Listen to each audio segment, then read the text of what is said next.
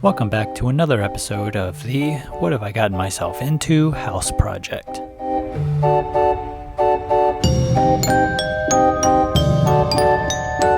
So it's October 21st, and today's job is to get this bathroom ready for the new stuff to go back in. Let me give you a quick update here. You can probably see, took out a wall or two. There's going to be a beam that goes in here, open all this up into the kitchen. This is kind of put on hold until we get an electrician in here to reroute the wiring and that sort of stuff. Did uncover some plumbing to the upstairs. This is actually a good thing because the upstairs bathrooms are going to be moved to the opposite side of the house. So this is all the plumbing to the upstairs. So what we're going to do is just cut it off, cap it in the floor, and that'll be that. We'll end up building a new chase in the bathroom here, probably back in the corner somewhere, for the new plumbing to go upstairs. Because basically what that means is that we can just cut it off, and then when we demo the upstairs, we can just basically smash through everything and not worry about plumbing. So that's not entirely true because we still have to worry about venting for the downstairs fixtures, but the supply lines and the sewer line will be cut off.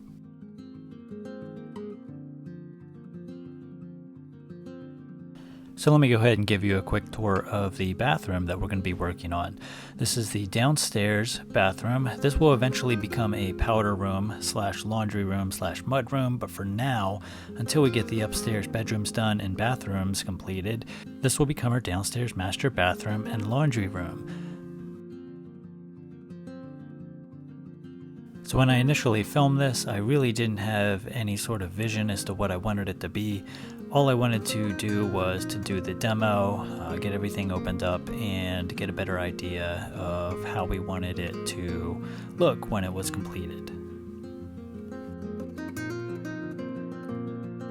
So first I pulled off this door frame. Unfortunately, there was no saving it because some sort of cleaner actually spilled on the floor and it soaked up into the bottom of the door frame and it stunk like cleaner, and there's no getting that out.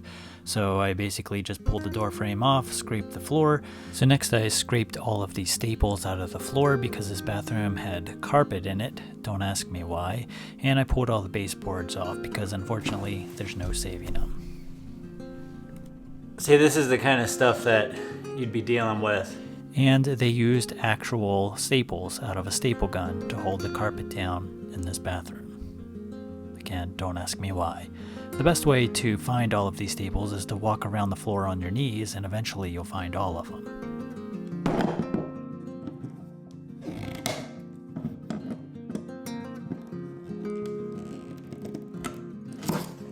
I think I've put this off long enough.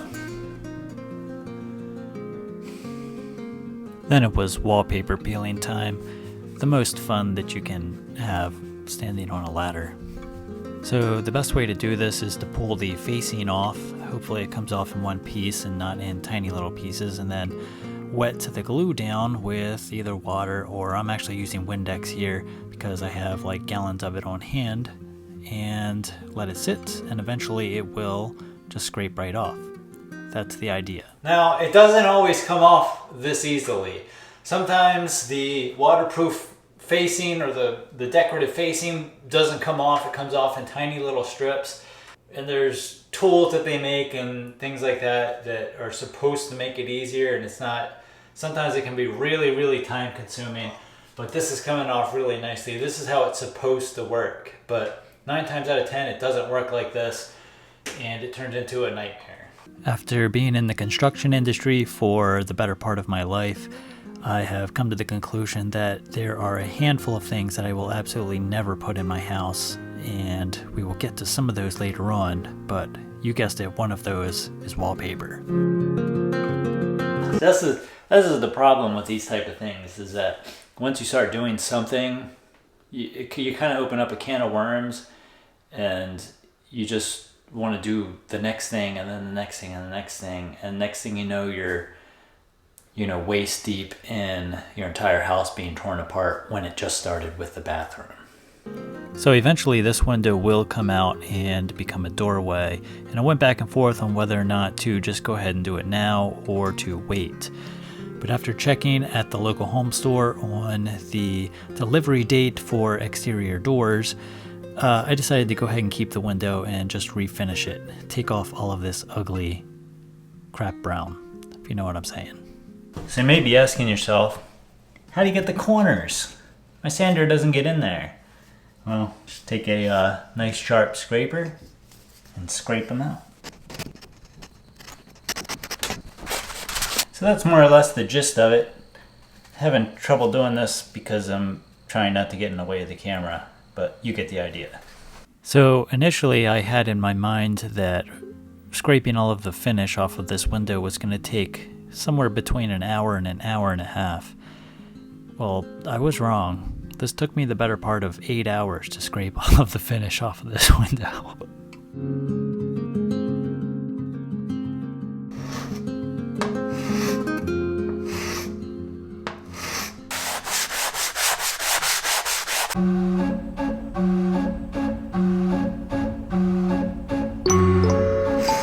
So after about 4 hours of scraping, I got to a point where I was really frustrated and about to give up, so I just decided to throw myself off of the step stool instead.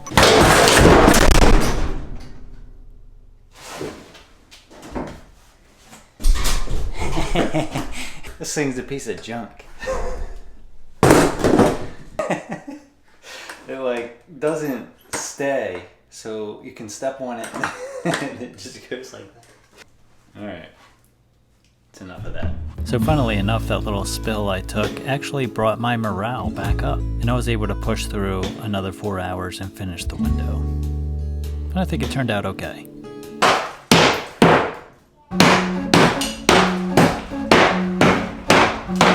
Waist deep in your entire house being torn apart. So remember those words of wisdom I spoke several days ago?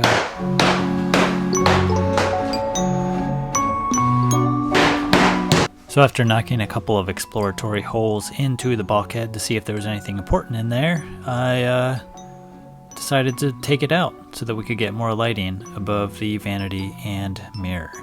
Because right now there was only one recessed light in the ceiling there, and I don't really know why. So I'm going to put some more lighting in, and that should fix some of the lighting problem. Waist deep in your entire house being torn apart when it... Again, remember these words.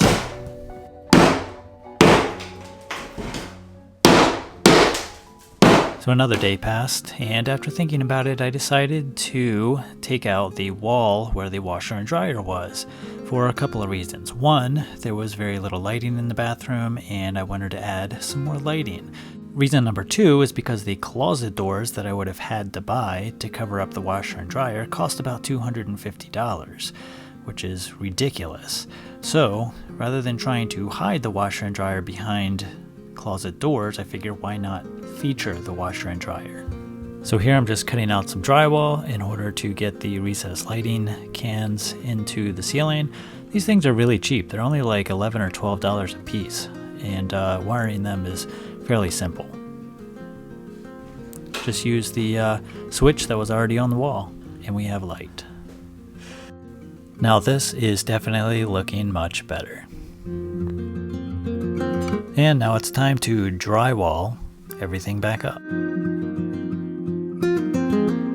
Now this decision to cover up the walls at this point did not come lightly. There was a lot of thought that went into this, hours worth of thought that went into this before I decided to close up the walls, because now is the time to do everything that you want to do so that you don't have to do it again.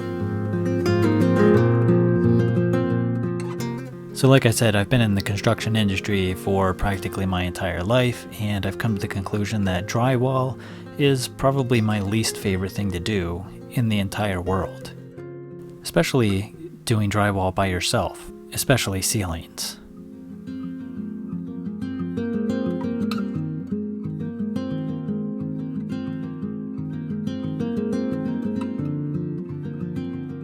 Although there is one thing that I dislike even more than drywall, which is these daggone washer valves. Now, over the course of my construction career, I have moved hundreds, maybe even thousands of washers, especially back in the flooring days when I was installing flooring for a living. And I can count on one hand how many washer valves didn't leak the second that I turned the valve. I've even had brand new valves right out of the box, installed by a plumber, leak the second I turned them. Multiple times I've had that happen. These valves are the worst engineered pieces of junk that I've ever seen in my entire life. Now, I know someone's going to say that I'm using the cheap valves and that's why they're leaking and all this other stuff. Well, no, that's not true. Because remember those washer valves I was just talking about that were installed by a plumber?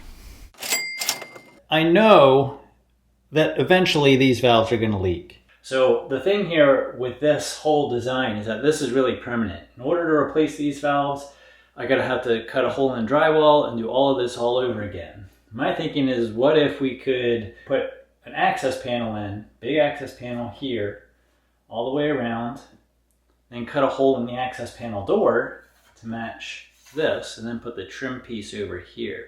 So that when these leak again, I don't have to cut out any drywall. I just pull an access panel out and deal with it. Now, I know I'm spending a lot of time on this washer valve thing here, but this is one of those problems that a lot of people deal with on a daily basis, that the person who ends up fixing this problem will probably end up making a lot of money. Alright, so this will all get mudded onto there, that'll get muttered and fixed, and then access panel and trim piece over top of that. So the access panel will just give me access to the pipes so that I don't have to cut out any drywall in order to replace the valves again. So now it's time to install my one piece of corner bead. Don't get me started on corner bead. And go ahead and scrape the wall down. Make sure that we don't have any little bits and pieces that are going to get into our spackle. And we can start spackling. I really do think that there's a lot of things in the construction/housing industry that could be revolutionized in terms of building efficiency and building practices. We're still building houses the same way we've been building them for 80 years at this point. And we're still using spackle, we're still using tape. Why hasn't someone come up with a solution for this?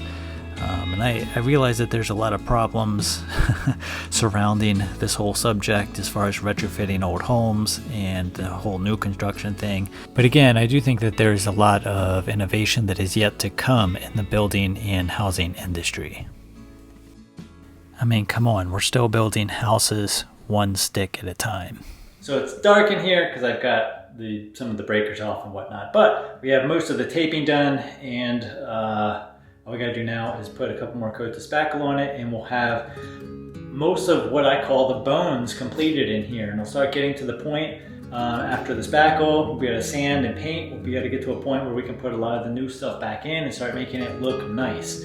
So stay tuned for the next edition of the house video.